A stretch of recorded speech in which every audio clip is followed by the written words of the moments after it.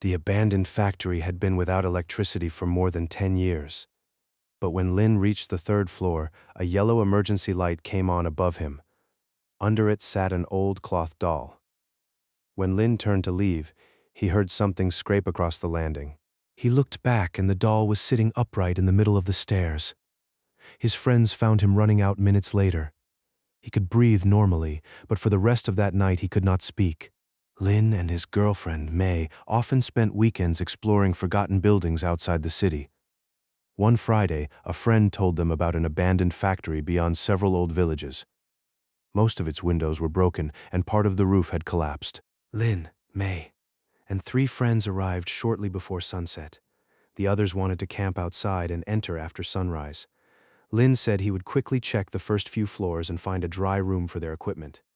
He took a flashlight and his phone and went in alone. The ground floor held rows of rusted machines and water-damaged crates. Upstairs, he found empty offices and old notices still fixed to the walls. He recorded short videos as he walked. Nothing unusual appeared. The stairwell to the third floor had no windows. Halfway up, Lin heard a faint scraping sound above him, like a chair leg moving across concrete. He called out, thinking one of his friends had followed him. No one answered. His flashlight flickered twice and went dark. He pressed the switch again, but it would not come back on. Then an emergency light above the landing began to glow. Its weak yellow light revealed the stairs and part of the corridor. Lin knew the building had no power. On the lower floors, cables had been cut from the walls. Beneath the light was a large cloth doll. It leaned against the wall with its legs stretched forward. Its faded dress was covered in dust. One side of its face had collapsed, but its black glass eyes were strangely clean. Lin did not remember seeing it when he first looked up. He raised his phone and took a photograph. The camera froze before the image appeared. That was enough.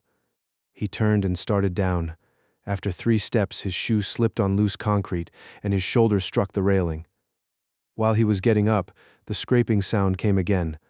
This time it was directly behind him. Lin looked back. The doll was no longer against the wall. It was sitting upright in the center of the landing. Its hands rested on its knees, and its head leaned slightly to one side. Lin ran without looking back again. When he reached the yard, May and the others saw him stumble through the doorway. His face was pale, and his phone was still clutched in his hand. They asked what had happened. Lin opened his mouth, but no words came out. They left immediately. By midnight, Lin had developed a fever. A doctor said exhaustion and the cold building might have caused it. His temperature returned to normal 2 days later, and his voice slowly came back. He still refused to describe what he had seen. May later checked the recordings on his phone. The final video showed Lin climbing the dark stairwell. Near the end, the emergency light came on. The landing beneath it was empty. There was no doll beside the wall.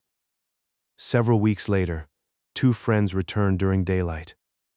They found the third floor, the broken wiring, and the emergency light Lin had described. The light had no bulb inside it. They searched nearby rooms but found no doll. An elderly shopkeeper from a nearby village remembered that one section of the factory had once assembled children's toys. He could not remember which building it had been in. Lin never returned to the factory. He also stopped exploring abandoned buildings. Whenever May asked what happened on the third floor, he gave the same answer. It wasn't empty when I was there. Subscribe to Mist Current Stories for more unexplained encounters and strange local legends with no clear answer.